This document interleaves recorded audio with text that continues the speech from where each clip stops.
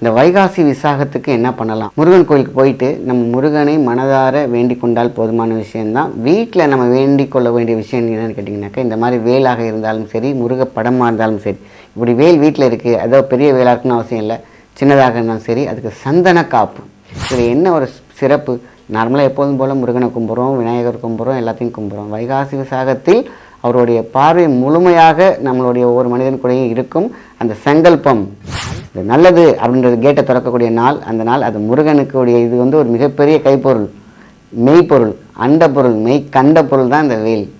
அது வந்து நம்மளுக்குள்ளேயே இருக்குது, நம்மளோட ஜீனில் இருக்குது, நம்மளோட உயிர் சத்தில் இருக்குது, எல்லாமே சத்தத்தில் இருக்கிறது.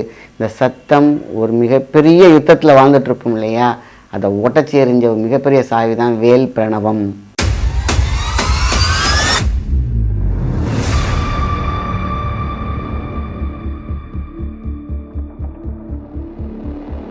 வணக்கம், உங்கள் மாயன் செந்தில்குமார். இன்றைய பதிவு மிக முக்கியமானது. வைகாசி விசாகம் அப்படின்னாலே முருகனுடைய மிகப்பெரிய ஒரு அருளாக இருக்கட்டும். முருகப்பெருமான் அப்படின்னு பார்த்தீங்கன்னாக்கா, வீட்டில் இருக்கக்கூடிய எல்லா வகையான பிரச்சனைகளையும் தீர்க்கக்கூடிய ஒரு அற்புதமான ஒரு கடவுள்.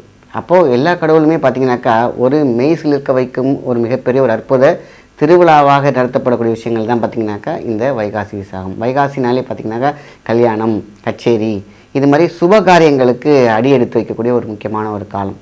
ஸோ அப்போ பார்த்திங்கன்னா வைகாசி மாதம் பார்த்துக்கலாம். வைகாசி மாதம் செஞ்சால் சூப்பராக இருக்கும். இந்த வைகாசி அப்படின்னு கேட்டிங்கன்னு வச்சிங்களேன், இந்த காசிக்கு இணையான ஒரு சக்தியும் ஒரு மிகப்பெரிய வைப்ரேஷன் உண்டு. ஸோ அப்புறம் நம்ம ஒவ்வொரு விஷயங்களும் நம்ம பண்ணும் பொழுது நம்மளுடைய முருகனின் கைத்தொட்டு அவள் அருளோடு பொருள்னால் இந்த பார்த்திங்கன்னா வேல், இந்த பொருளோடு செய்யும் பொழுது மிகப்பெரிய ஒரு சங்கல்பம் உருவாகும். ஓம் சரவண பவ, நான் அடிக்கடி சொல்கிற ஒரு விஷயம், ஓம் சரவண பவ அப்படிங்கிறது.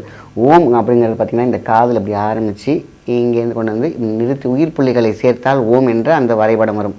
அப்போது ஓம் என்ற பிரணவம் நம்மளுடைய தலையில் இருக்குது. அது பார்த்திங்கன்னா இப்படி. அடுத்தது சரவண பவ, சரசரங்கள் அப்படின்னு சொல்லுவாங்க. அந்த ஒவ்வொரு அச்சரங்களுக்கும் சரவண பவ, சரவண பவ. இந்த சரவண பவங்கிற ஒரு மந்திரம், அழகென்ற சொல்லுக்கு முருகா. இந்த முருகா என்ற ஒரு வார்த்தைக்கு உருகாதவர்களுக்கு என்ன அழகு அப்படிங்கிறது ஒழுங்கு, செய்வதை திரும்ப செய்யாதே அப்படின்னு சொல்லக்கூடிய அந்த குருவாக்கு மூலம் இந்த வைகாசி விசாகத்துக்கு என்ன பண்ணலாம்? முருகன் கோயிலுக்கு போயிட்டு நம்ம முருகனை மனதார வேண்டிக் கொண்டால் போதுமான விஷயம்தான். வீட்டில் நம்ம வேண்டிக் கொள்ள வேண்டிய விஷயம் என்னென்னு கேட்டிங்கனாக்கா, இந்த மாதிரி வேலாக இருந்தாலும் சரி, முருக படமாக இருந்தாலும் சரி, இப்படி வேல் வீட்டில் இருக்குது, அதோ பெரிய வேலாக இருக்குன்னு அவசியம் இல்லை, சின்னதாக இருந்தாலும் சரி, அதுக்கு சந்தன காப்பு.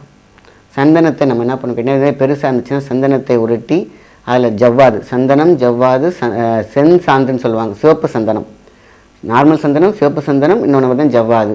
அதுக்கப்புறம் பார்த்திங்கன்னா நீங்கள் வேறு அத்தர் அதெல்லாம் சேர்க்கறதுலாம் உங்களுடைய தனிப்பட்ட ஒரு விஷயம் சேர்த்திங்கனாக்கா, அதான் சொல்லுவாங்க, பாட்டிலே சொல்லுவாங்க, அத்தரும் ஜவ்வாதும் கலந்தே நாம் முருகனிடம் கொடுத்தால் உருகா என்று உருகா என்று உருகி நம்மளை வந்து சேருவாங்க.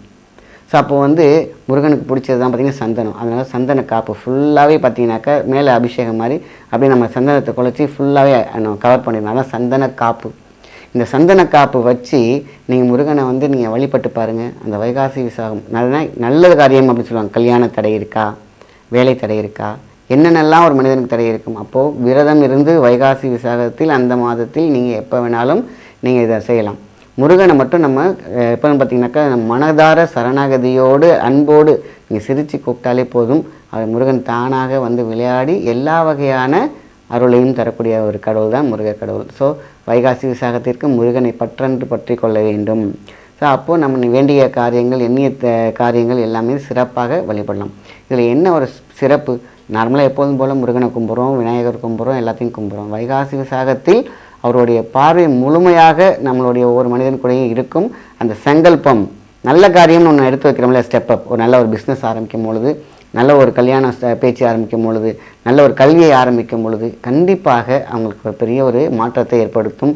இந்த காரிய சித்தின்னு அடிக்கடி சொல்லுவாங்க. இந்த காரிய சித்தி உருவாகக்கூடிய மாதம் வைகாசி. ஸோ அந்த வைகாசியில் வந்து விசாகமாக, அதாவது விசாலமாக, அவ்வளோ பெரிய அன்பை, விசாலம் என்றால் பெரிய அகண்டு விரிந்த அப்படிப்பட்ட ஒரு சக்தியை முருகப்பெருமான் கொடுப்பாங்க. எல்லா கடவுளும் கொடுப்பாங்க. முருகனுக்கு ஏற்ற ஒரு அற்புதமான ஒரு மாதம் தான் வைகாசி விசாகம் அந்த நாள்.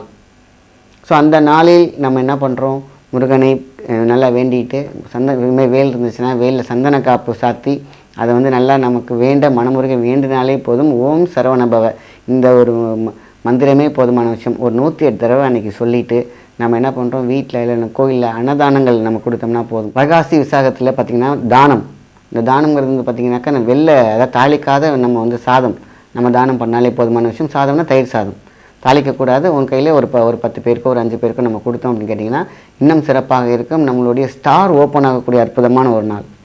ஒவ்வொருத்தவங்களுக்கும் ஒரு ஸ்டார் இருக்கும். இந்த ஸ்டார் சொல்லுவாங்களா, அவனுக்கு நேரம் சரியில்லைப்பா, இல்லைனா அவங்களுக்கு ஆட்டோமேட்டிக்காக பார்த்திங்கன்னா அவங்களுக்கு எல்லாம் இருக்குது, ஆனால் பார்த்திங்கன்னா ஏதோ ஒரு பிளாக்கேஜ் இருக்குது, இல்லைனா ஏதோ ஒன்று அவங்களை பிடிச்சி இழுத்து நிறுத்தி வச்சுருக்குன்னு சொல்லுவாங்க இல்லையா, அதெல்லாம் அற்புதமாக உடையும் நாள் தான் வைகாசி விசாகம்.